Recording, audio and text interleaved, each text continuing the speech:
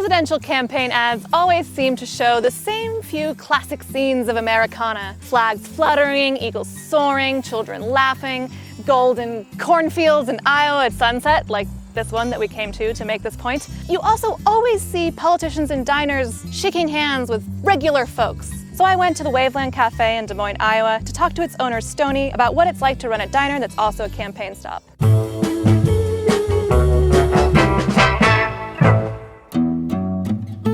So my first question for you is, how annoying is it to have the media come to your diner constantly and interview you? It's not annoying. It's just a challenge sometimes. Okay, yeah. There's no such thing as a problem. It's just a solution waiting to happen. So you figure out the solution and then you go forward. How did your cafe become a place that media and presidential candidates are constantly coming through? You know, it's nothing that I went after. We certainly got a good boost when Tom Brokaw did the nightly news here. We're an old style diner, and that's part of the charm or part of what we wanted to create. There aren't many of those left in Des Moines. First it was CNN, then MSNBC was here, then CBS, then CNN captured us for the next two. They actually would broadcast for 3 days, and a lot of presidential candidates came in here. That climate has changed a little bit because of social media.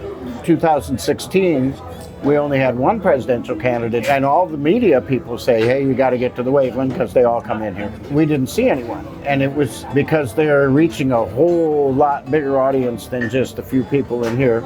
Although this is a good cross-section of people. You'll find every walk of life. Did you find that your customers would be a little annoyed by them coming, or do they seem genuinely interested? As soon as caucuses were coming around, our business went up because they knew people were going to show up. Someone was going to be here. Sometimes I wonder, you see so many pictures of these candidates in Iowa diners, and you're like, those poor people are just trying to eat their eggs, and they're getting glad-handed, but they're also getting to that FaceTime, I suppose. They're very respectful, my clientele is. We've never had, knock on wood, anybody, and not, well, for Micah, knock on wood, we've never had anyone say, you know, get volatile with them or challenge their views. Everybody's been respectful. That's so different than on social media, isn't it? Yes. It's a lot harder to maybe scream at someone Absolutely. if you're face to face Yeah. with your hash browns in between you. So do you think more candidates should spend more time in diners like yours talking Oh, to absolutely. voters directly? Yeah, conversation gets people talking about it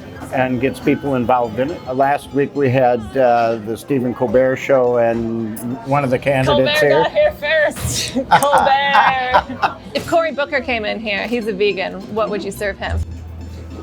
Well, he could have hash browns, Yeah. you know, and vegetables, and just depends on what he wants, you know. He could have egg whites instead of with the yolk, I'm assuming. I I think that's not vegan, I think. I Maybe think not. it's the whole egg. Yeah, if you're asking me vegan, yeah, you would. I came to the wrong place. Have there been any candidates that come in that really seemed more than anyone else over the years to really connect with people, to really just not be fake or pandering at all?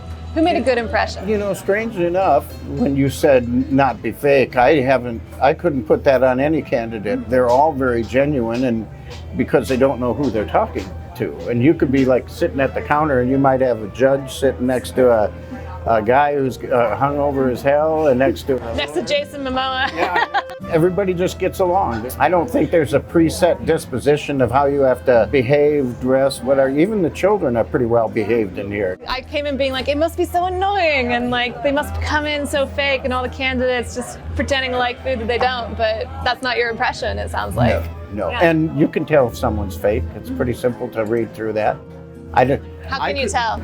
You look at them and you shake their hand, you talk to them, and you can tell if they're feeding you a line or if they're trying to position themselves. Honestly, I couldn't say that I've had anybody in that brought that attention to me. When CBS with Colbert people were here last Friday, Colbert. they had a ball. Do they tip well?